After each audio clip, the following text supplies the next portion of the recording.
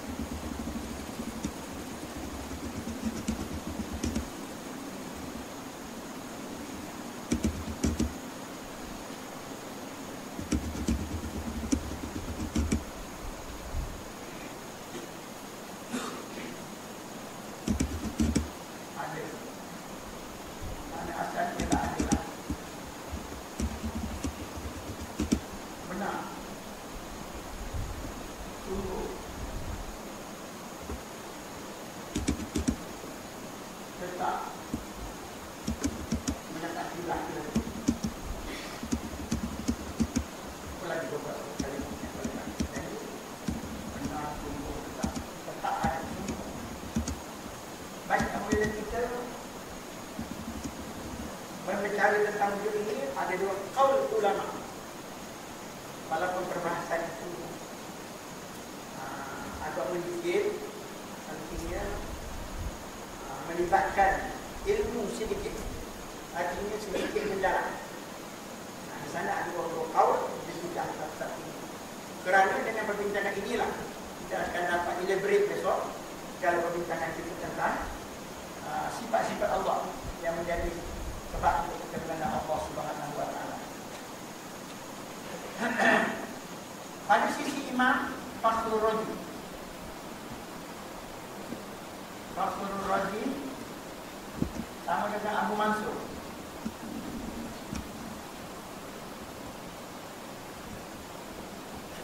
Abu Mansur Al-Maturidi dia sependapat. Dia kata wujud itu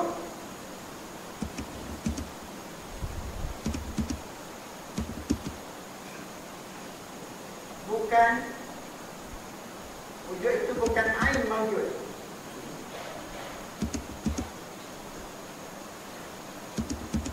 Kita dah faham.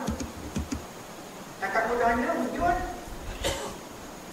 bukan ain mawjud, maksudnya bukan wujud, bukan zat. Wujud bukan zat Allah. Tetapi wujud ialah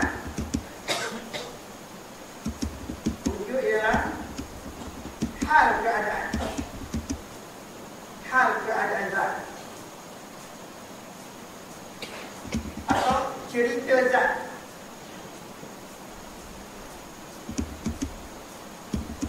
Cerita zat Allah atau khabar pada zat.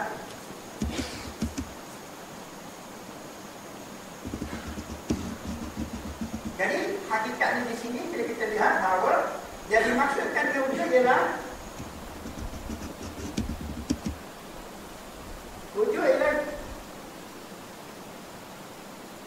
zat. hal zat. Kalau orang tanya kepada kita, bagaimana Tuhan kamu? Kamu sembahyang, kamu bayang, menghadap kiblat, kamu rokok, kamu sujud kepada Tuhan Allah. Kalau orang tanya siapa Allah? Apa sifatnya Allah? Dia akan jawab, Allah wujud.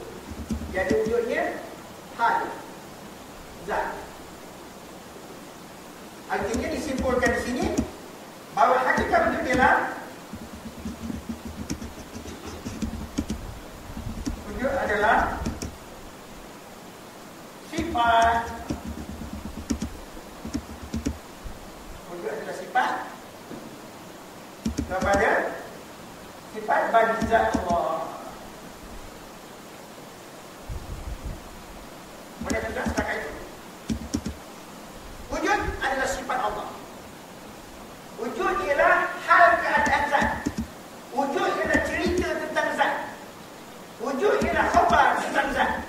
Untuk kenal zat Allah Ta'ala, wujud. Boleh. Itu asas sekali. Kemudian orang akan tanya lagi tu, jawab dengan jawapan lain. Jadi, wujud menceritakan tentang zat. Timbul satu soalan. Allah wujud. Alam pun wujud. Tak? Allah wujud, kita pun wujud. Serupa kan? Ini yang kena dipecah. Boleh tuan? Kalau tak ada, nanti kalau seorang kafir tanya, apa Tuhan yang kau sebut Allah tu lagu mana? Kita kata Allah wujud. Baiklah, kalau kata Allah wujud, saya pun wujud. Tuhan kamu wujud. Sama saya dengan Tuhan kamu. Ini kepala kita tak. Itu pening kepala. Sebab saya kata malam ni kita ngaji ilmu wujud. Ilmu wujud. Baik.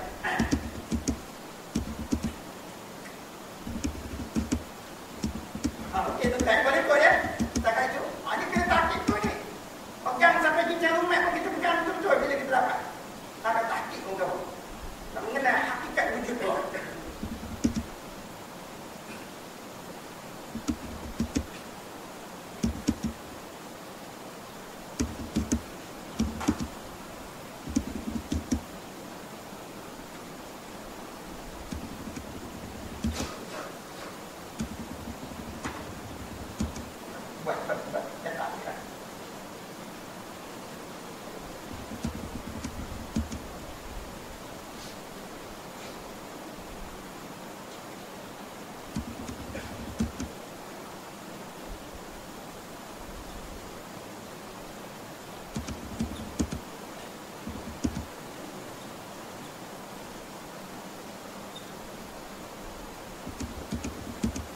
Saya buat 3 dimensi.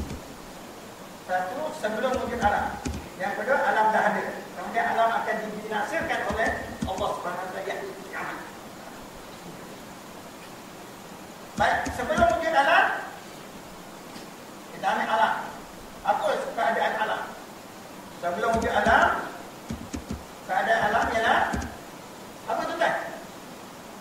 Sebelum wujud alam, boleh apa? Ya? Ya ada kan? Tak, ada ke? Allah tak buat lagi.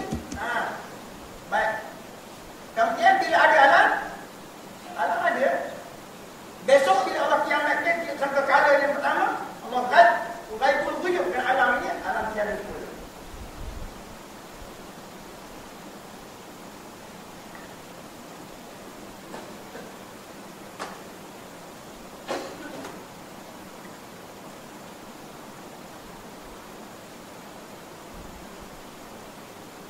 Alam tiada. Baik, Allah. Sebelum ada alam, Allah. Setelah alam ada, setelah alam tiada besok. Nampak tuan-tuan? Di sana ada dimensi yang berbeza. Tak apa lagi bezanya. Ini alam ada, kita pun ada lagi. Tak apa beza lagi.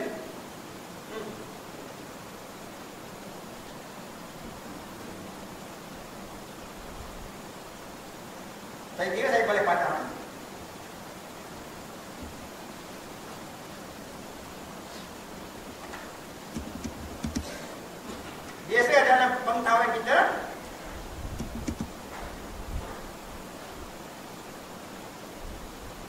Ada alam, ada Allah. Kita berdalih tak? Ada kursi, mesti ada tukang buat kursi. Adanya rumah, mesti ada tukang buat rumah.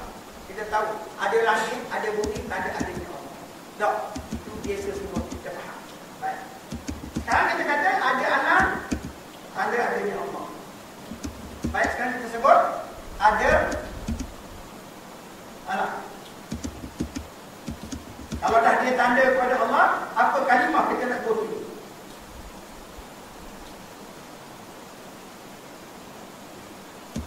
Ada alam, tanda adanya Allah. Sekarang ada alam, apa kalimah kita nak buat sini? Untuk takik kita. Apa kalimah? Alam ada. Allah pun ada. Nak hubung kait antara alam dengan Allah. Lagu mana? Apa dia? Misti. Satu pandangan saudara kita, misti. Misti, okey? Orang lain setuju? Kalau ada yang tak setuju, okey? Ada parti pembangkang ke? Tak setuju dengan ada yang nak reject, tak tahu tak? Saudara kita kata, ada alam, kerana ada alam, tanda ada Allah. Ada alam, misti ada Allah. Macam mana? Tak? Rasanya ijma' semua setuju tak? Tak ada pembangkangan. Majoriti. Baik. Sekarang kita ambil terbalik pula. Ada Allah. Ada langit. Ada alam. Baik. Tadi kita bawa mesti. Sekarang kita nak buat apa proksi? Apa? Apa boleh pandangan? Ha? Harus. Ada dua. Pandangan harus. Apa makna harus? Tanya pula. Apa makna harus? Kita clear ni. Setengah orang faham, setengah orang tak faham. Muda-muda mungkin tak faham. Pak tua mungkin faham. Kalau dah pernah nanti, kita bahasa ada. Harus apa makna kita? Boleh ada, boleh tiada. Itu harus ya. Boleh ada, boleh. Semua orang faham ya? Harus maknanya boleh ada, boleh tiada. Ada bila masa? Alam ini ada bila masa? Kenapa alam ada? Ha? Bila Allah jadikan, bila Allah kendaki. Kalau Allah tidak kendaki, jelek kata dia. Jelas ya? Baik. Kita tukar pula sini. Misti ini dalam bahasa Melayu misti. Apa pula mana misti? Dan kan? Apa mana? Boleh ke sini? Nak mati. Apa mana misti? Dalam bahasa Arab wajib. Arab lagi tapi dah dipahami oleh Melayu. Ada lagi bahasa menguraikan itu wajib atau misti. Apa dia tu? Buat satu bahasa dia. Ayat. Kalau bahasa kita dulu dia sebut mengaji duluan dalam bentuk Nabi kan? Dalam bentuk Nabi tidak boleh tidak tidak boleh tidak itu mana mesti tak? Tak boleh tidak itu mana mesti. Jadi itu juga makna wajib. Baik, sekarang ni okey, harus bahasa Melayu. Bahasa Arab apa tu kan? Harus bahasa Arab. Mungkin. Bahasa kita ni dah tu. Mungkin terjadi dah. Bahasa Melayu tak sekarang? Bahasa Arab ni begini. Mungkin. Mungkin tu. Mimati depamu. Tak mimati bau. Mungkin. Kalau Melayu MUNG dia mungkin maknanya harus. Tak. Jadi kita tahu sini ini namanya mesti, namanya wajib. Ini namanya harus, namanya mungkin. Baik tuan-tuan, jadi kita lihat situ tambah terang tak?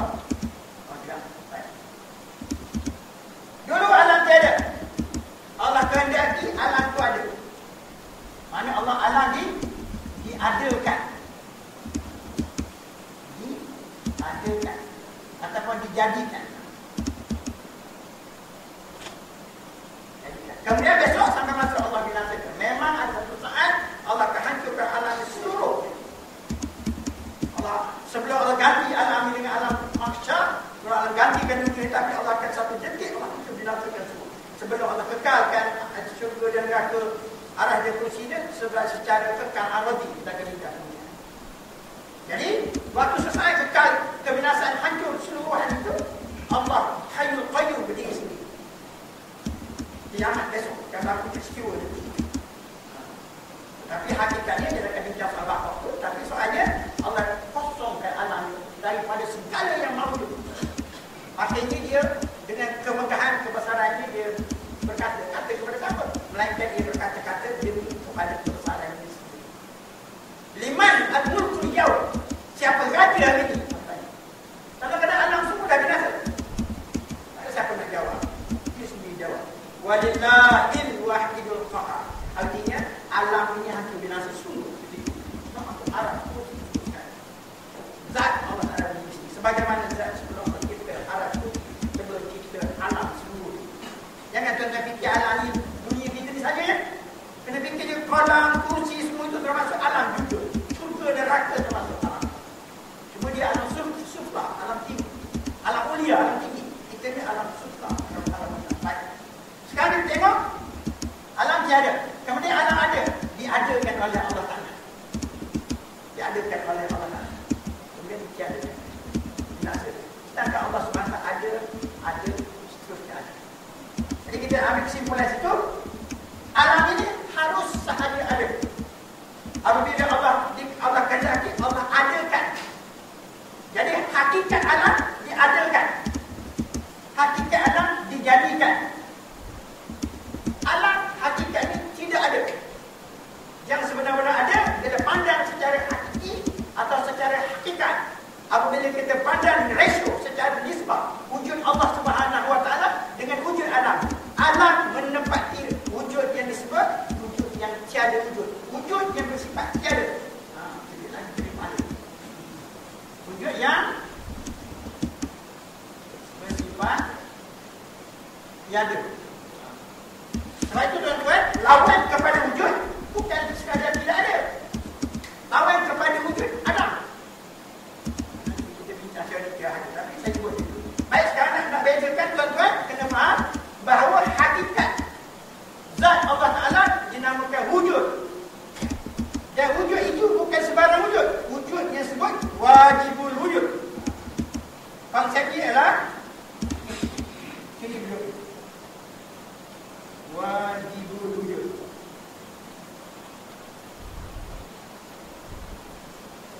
Wajib. Wujud yang qadim, lagi azali, lagi baqa, lagi qiyamu ta'ala bin nafsi, lagi mukhalafatuhu ta'ala, lagi wahdaniyah. Maknanya wajibul wujud. Ini wujud zat Allah Ta'ala. Dia sebenar-benar wujud. Alam bukan wujud. Namanya alam ini diwujudkan. Alam ini bukan tak ada, tapi diadakan. Tuan-tuan faham? Diadakan. Ini muktamad di sisi ahli tahqiq. Maknanya alam ini diwujudkan. Dalam kitab yang besar disebut Adamu Mahdi. Tiada semata-mata secara hakiki berbanding dengan hakikat kewujudan Allah Ta'ala. Wujud kita ini tidak lain dan tidak bukan wujud yang diwujudkan. Baik.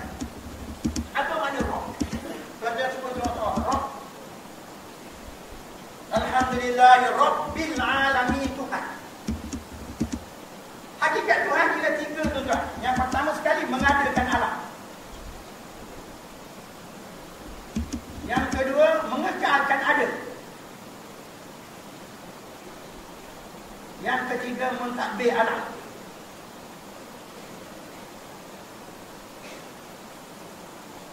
Tiga ini tuan-tuan. Artinya pertama Allah cipta alam. Kemudian Allah kekalkan. Kalau dia cipta sahaja, lepas itu dia lepaskan alam ni. Para siapa beriktikad begitu, Allah jadikan nasi mengenyangkan. Barang siapa beriktikad bahawa nasi sepinggan mengenyangkan secara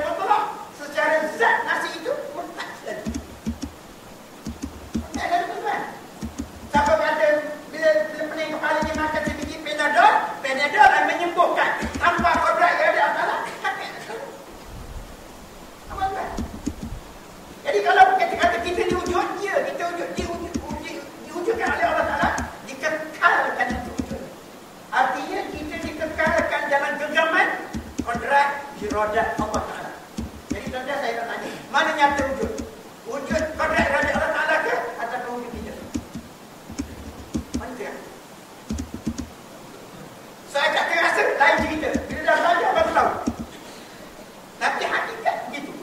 Wujud kita di dalam genggaman kodrat iradat. Kun kata dia pada kain wujud. Tahu tak? Jadi kita ni betul-betul diadakan.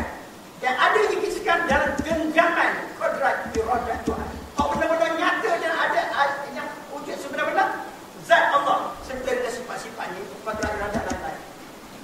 Nampak tuan-tuan? Ini tahqiq ni. Bukan main-main ni. Tak ada apa-apa ni. Kena betul-betul pegang. Ini hakikat dia. Sebab tu kalau siapa kata alam memberi pegang dengan mewujudkan diri dia, kata dia. Tak. Boleh lepas daripada Allah Ta'ala. Artinya, ini maknanya roh tuan-tuan. Allah yang mengekal. Kemudian Allah yang mentadbir. Mesti yang sifat. Adanya kita di sini bercakapnya, duduknya, diam, segala-galanya ditadbir oleh Allah Ta'ala. Itu maknanya Rabbul Alamin. Tuhan semestinya alam. Mengadakan, mengekalkan ada dan mentadbir, mensegala-galakan alam. Itu hakikat roh. Itu maknanya. Jadi alam ni, walaupun kita kata alam ni ada yang tidak lebih daripada mungkin wujud.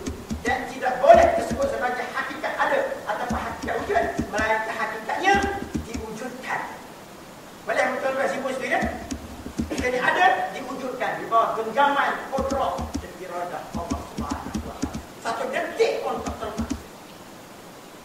Ya. Jadi kita simpul sini bahawa yang dikatakan wujud Allah Taala wajib wujud.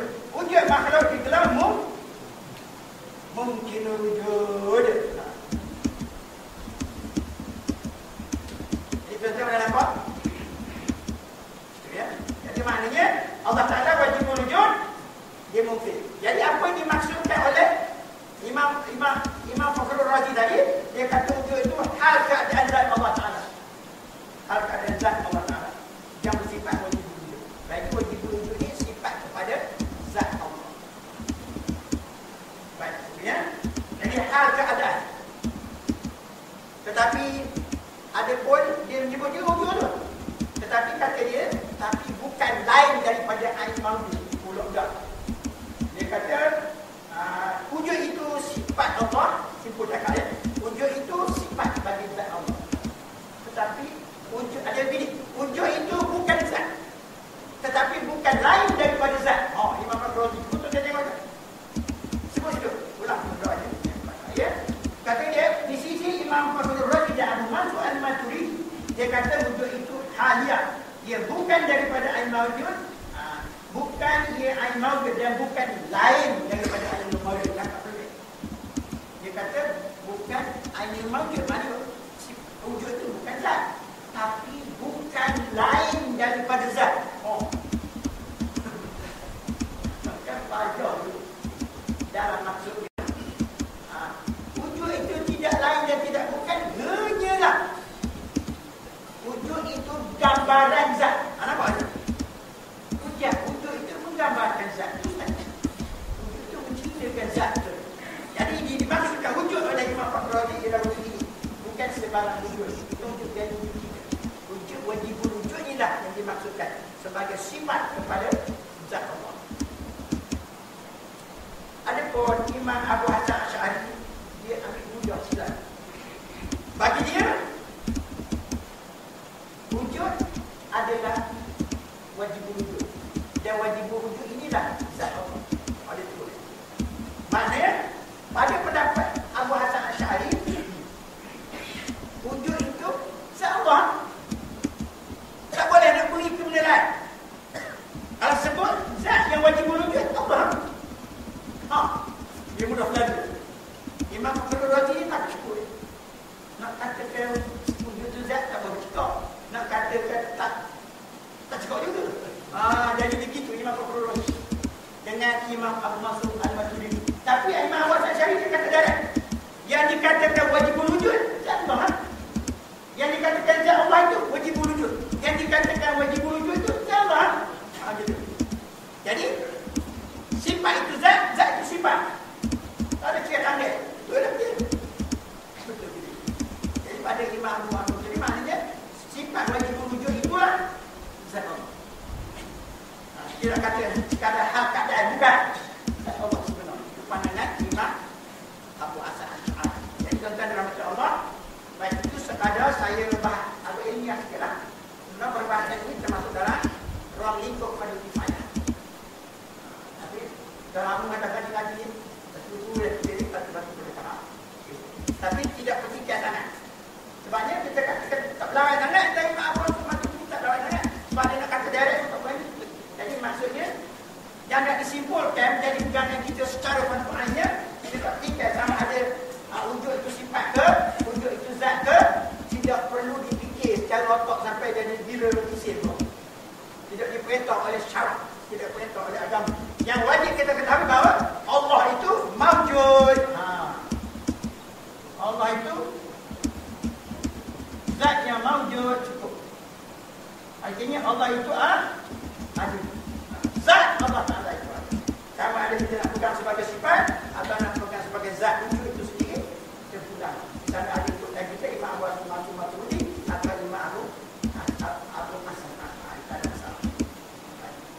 Jadi kesimpulan yang kita nak dapatkan, saya sebut itu perbahasan ulama itu, tapi yang paling penting bahawa tuan-tuan kena faham wujud Allah Ta'ala dengan wujud kita mesti berbeza secara mutlak.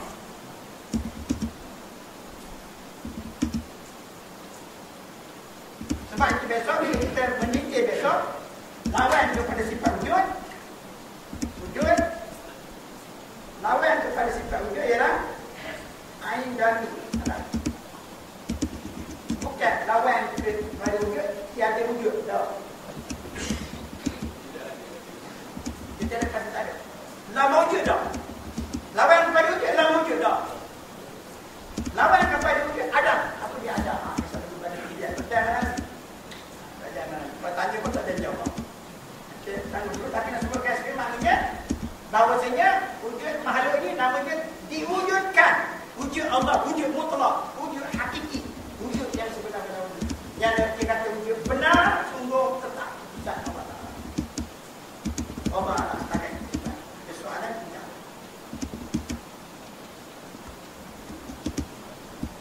Ya.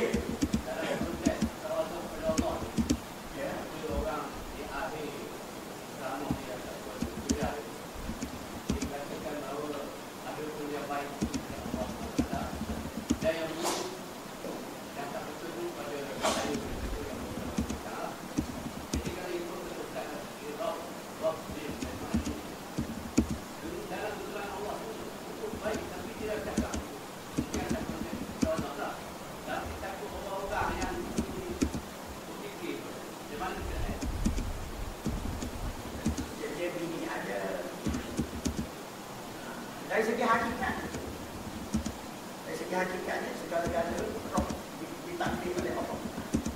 Segala ketentuan daripada Allah. Akan tetapi di sana ini ada sunnah wal jamaah. Kita ada usul dan kajian. Tidak ada dosa dan pahala. Tidak ada salah dan itu. Dah. Ini semua ada di sini. Dan Allah Subhanahu Wa Taala mengajar. Ini namanya ada hamdul, ada tawadhu. Jadi tapi hakikat dia faham. Jadi ini sebab itu Allah Ta'ala pada dua dah berat. Wa ma ja'a bil hasanati. Apabila datang satu kebaikan. Faminallah daripada Allah. Wa ja'a bil amin sayyi'ati datang kejahatan. Famin nafsi daripada diri. Allah Ta'ala betul pula, lalu pula pada Allah kuasa segala. Ini namanya ada dia. Ada dia. Diajak oleh Adam Hussein. Jadi ini adab saja. Betul lah. Selalu kita jadi kawan-kawan betul. Sebagai adab, sebagai kawan. Jadi mudah-mudahan dia yang cakap faham, mudah-mudahan dia orang faham. Kalau itu adab yang secara betul, secara sunnah wal jamaah.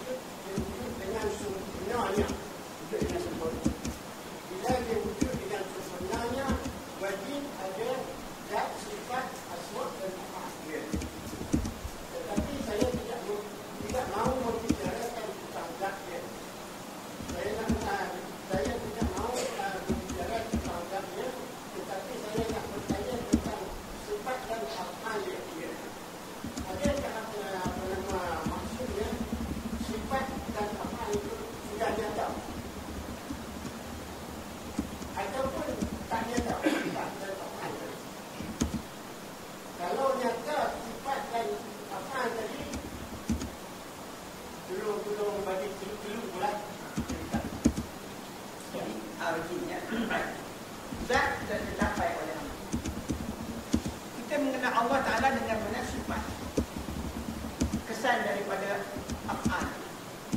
Itu yang nyata pada hamba. Nyata pada hamba. Jadi, tuan-tuan sekalian, baru saja apa yang disebut sifat bukan benda lain. Kita bahas tadi, makhluk dikhabar. Tak berani nak kata benda lain. Walaupun dikhabar itu sifat, tapi tak berani nak kata sifat itu lain daripada dia. Semua dulu ni dia berani lagi, itu khabar zat lagi. Tapi maksudnya apa yang dikatakan sifat, sifat segala sifat kesempurnaan, bahawa yang dimaksudkan dengan sifat hakikatnya zat yang bersifat. Gitu gaya tu kan. Zat yang bersifat wujud, zat yang bersifat qidam, zat yang bersifat baqa, zat yang bersifat ar-Rahman, zat yang bersifat ar-Rahim, zat yang bersifat Hayyul Qayyum, zat yang bersifat Al-Qudus, As-Salam dan sebagainya. Jadi hakikat sebenarnya zat. Tapi yang nyata kepada hamba, pencapaian hamba ialah sifat. Dan asma. Asma ni pun hakikatnya sifat. Walaupun asma 99 adalah asma ul-husna tu, sebenarnya tuan-tuan kalau diterjemahkan lain itu semua sifat bagi. Sifat-sifat yang indah bagi Allah. Jadi hakikatnya sebenarnya ialah zat yang bersifat. Itu sekadar zat.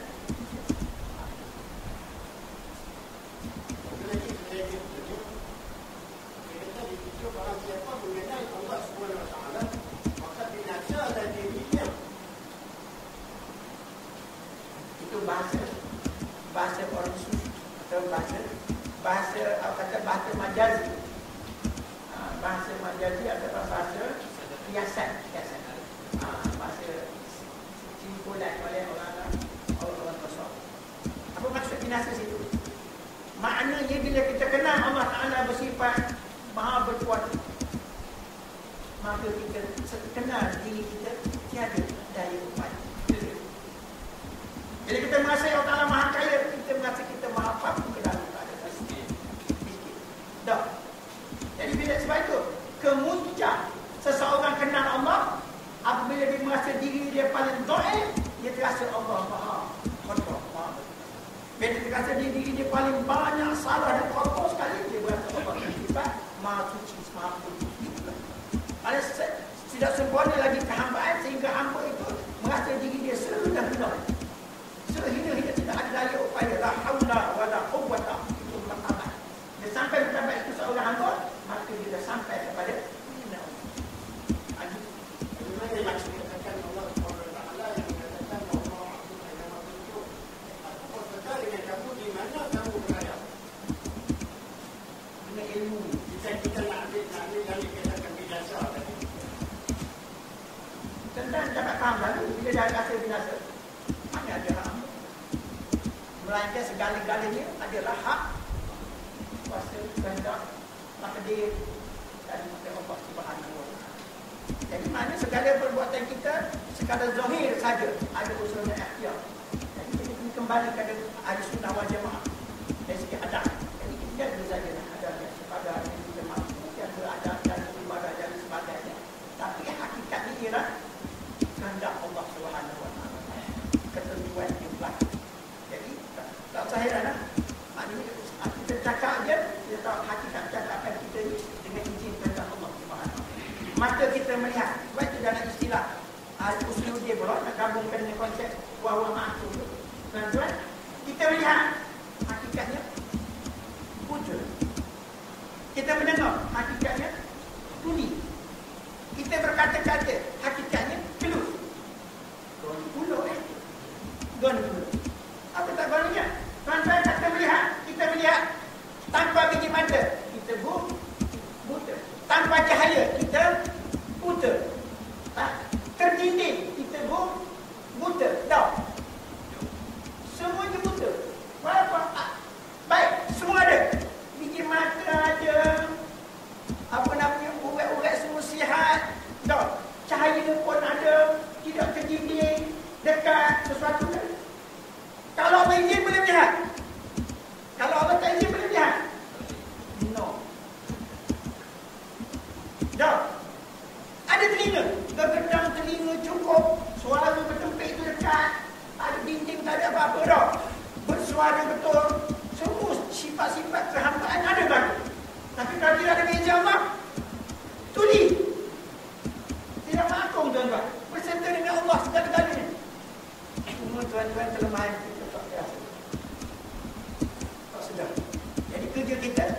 kita.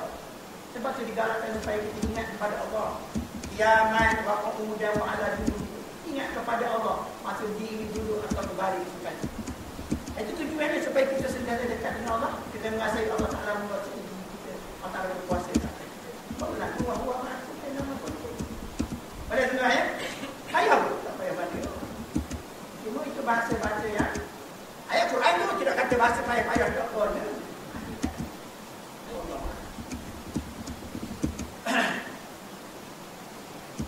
Tuan-tuan ada masalah kita ni? Boleh setakat itu ya?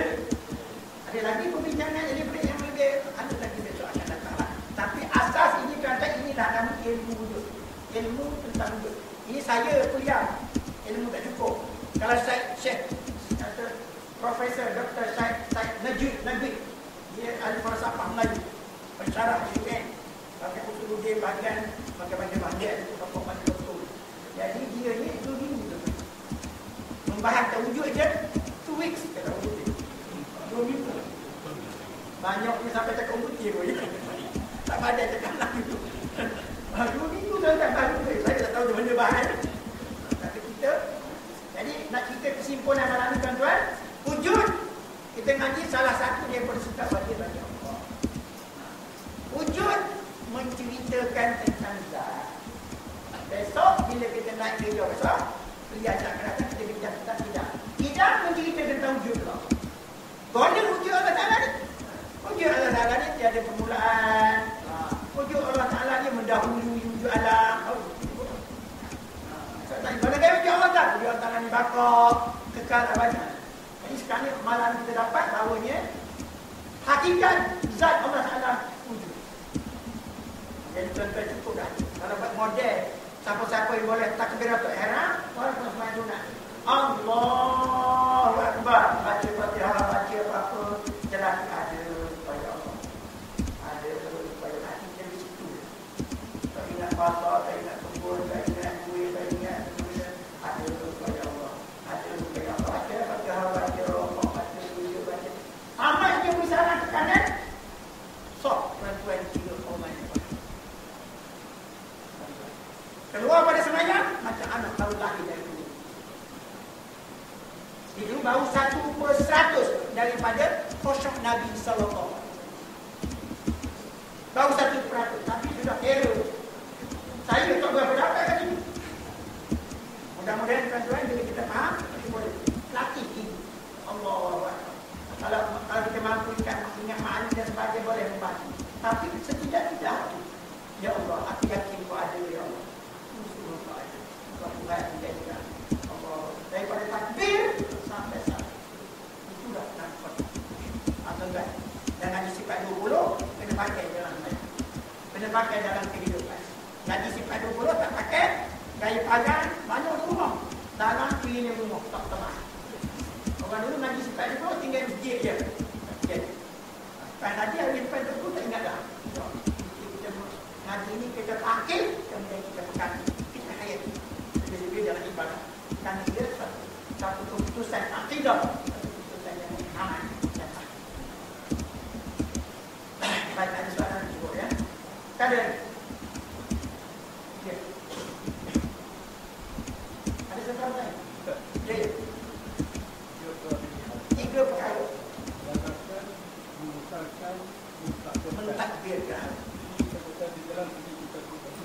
Tidak. Ubudiyah.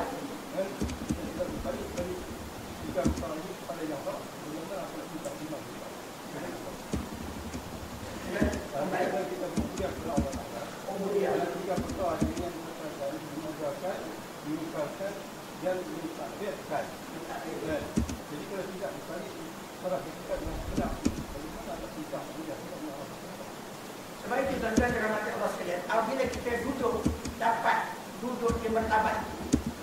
Kalau kita nak tafsir secara mendalam di uraian panjang. Alhamdulillahirabbil alamin. Sebab orang bahasa surah Fatihah orang ada bahasa cukup hebat. Cukup hebat. Rabbil alamin itu asal ketiga. Walaupun uraian panjang lagi, tapi asal besar iaitu mengadakan atau mentiadakan. Kemudian mengekalkan ada atau mengekalkan tiada. Allah Ta'ala kenal. Kemudian mentadbir alam. Ini namanya roh rububiyah. yang sampai ke hakikat ini, artinya dia mengetahui ketuhanan yang sebenar. Macam tadi lah, dia merasai diri dia binasa. Merasai diri dia binasa.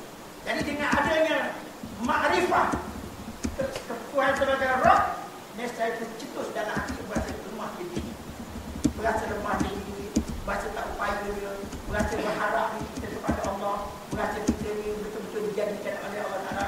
Kita boleh bernafas pun roh ketentuan Allah Ta'ala. Kita boleh melihat, kita boleh merasa sedap makan nasi, kita boleh merasa bahagia di berumah tangga, berkeluarga, kita berasa nikmat bumi ini, semua dalam roh itu. Tuan-tuan, bila orang sampai kepada hakikat tiga itu, hakikat roh, nescaya hatinya akan terbuka kepada ubudiyah. Bila ada rububiyah, nescaya terbuka hati kepada ubudiyah. Okey, tuan. Itu dia akan jadi. Tapi mana ni tuan-tuan, saya mau sebut ni tiga tu. Dan tuan-tuan, kita pun tak berapa dapat menghayati lagi. Dan kalau kita bahas secara detail besok satu-satu, itu nantinya dia akan terbuka. Bila kita kenal betul Allah Ta'ala. Bila kenal betul Allah Ta'ala, kita rasa lemah, tidak ada upaya, kita lakukan penyerahan hati kepada Allah Ta'ala. Rasa berharap kepada Tuhan. Dan kita tidak ada daya dan upaya. Segala-gala kurniaan Allah Subhanahu. Kita akan kenal nikmat-nikmat Allah Ta'ala yang baik.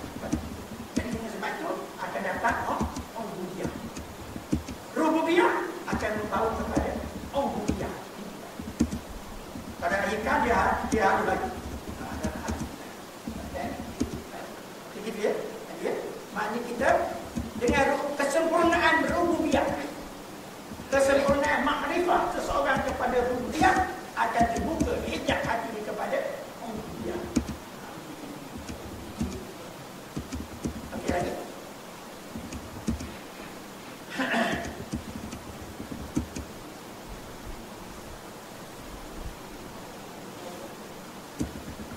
Ubudiyah ni tuan-tuan tahu? Ubudiyah. Macam mana berubudiyah? Sebut lagi dah. Macam soalan datang, saya bertanya, tuan-tuan tak tanya.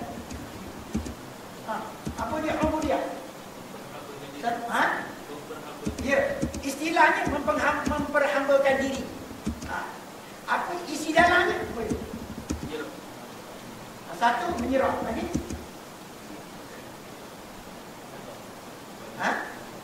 Apa kita tulis yang berpuluhan?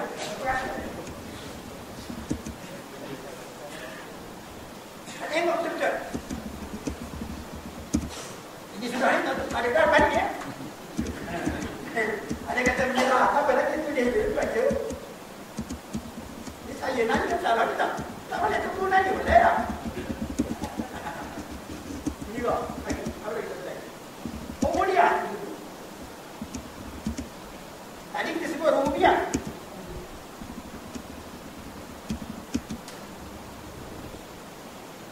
Mana dulunya ubudiyah tuan? Arti sekali ubudiyah mana? Kalimah apa pakai ubudiyah ni kalimah apa tuan? Kalimah ubudiyah. Boleh? Ya? Mengharap. Mengharap. Mengharap. Ialah itu maknanya macam dia tu. Ini kalimah yang besar sekali. Kalimah yang kita pakai sama. Tinggi sekali. Dia bilang kalimatul. Apa dia? Kalimah yang paling besar. Kalimah apa? Kalimah ubudiyah tuan. Rugi kalau saya jawab kan? Ya betul ya. Ambil jawab itu. Apa? Kalimah ubudiyah tuan. Ada atas lagi. Atas pada kalimah Muhammad. Dekat dah tu. Apa ya? Atas sikit juga. Atas sikit pada kalimah Muhammad. Azim itu percaya. Akbar rububiyah. Dia akbar. Apa dia? Apa kalimah? Kalimah Kalimatullah tu apa? Bagi hamba lah. Kalimatullah ada apa bagi hamba? Kalimah ubudiyah juga.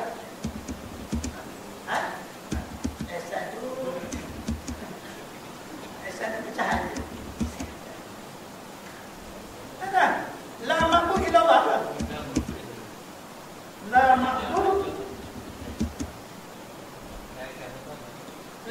ilaha illallah wallahu akbar. Ini adalah kalimahnya. Ilah. Maka dia jawab mudah lah. Uji kata jawab haji lah. Itulah. La ilaha ilah. Ilah artinya ketuhanan. Ketuhanan artinya ma'bud.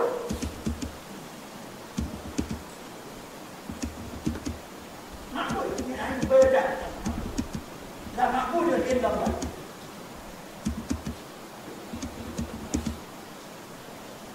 Itu kehambaan kan? Ilah, la ilaha. Kalimah ini la ilaha. Kehambaan. Tiada yang layak disembah dengan sebenar-benar. Itu hak hamba. Illallah. Dalam kenal ini istighna dan istighfar. Itu perbuatan. Tapi nak kawal itulah makna kalimah ubudiyah. Kalimah ubudiyah. Baik. Tak kira lagi dulu. Isinya mana kaya? Ini kamu isi mana ni? Dia boleh tidur mana? Tak tidur pasal saya tak tidur lah. Yang pertama 2, 3, 4, 5, 6, 7. Isi daripada ubudiyah tadi. Isi pada la ilaha illallah.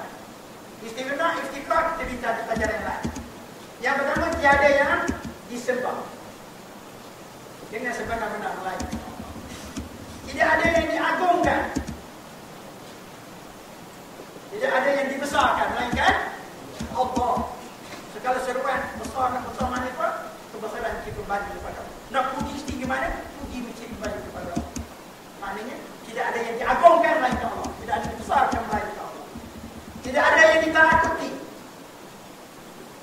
melainkan Allah. Tidak ada yang dicintai. Kalau cintakan dunia, cintakan anak bini lebih daripada cintakan kepada Allah, kusut. Kuasa. Syahadat. Tiada yang dicintai melainkan Allah. Tiada yang ditaati. Tiada taat melainkan kepada perintah Allah. Ada perintah Allah, ada perintah makhluk. Saya pun terajam ke perintah makhluk. Mana itu perintah Allah? Walaupun nyambut segala. Itu iman. Nampak? Itu ubudiyah. Itu ubudiyah cara hati. 5. Tiada tempat bertawakal. Kau kata masuk meja, tak tahulah kau. Itu kita jawab. Pada orang lalu, di balik kedua saudara ni ada kamu kayu macam dia juga. Tapi mulut tiada. Tak faham. Makanya Allah Ta'ala ingat beda dengan Tuhan. Saya ni mau ketelinga gitu, saya kata Masya Allah, Allah ni. Dah, kadang-kadang orang faham itu je. Hanya mujur kau ada kampung sedar. Tidak patut tahu kampung lepek-lepek. Ibu tu mati buta hati, di balik kampung keluarga dia tu kampung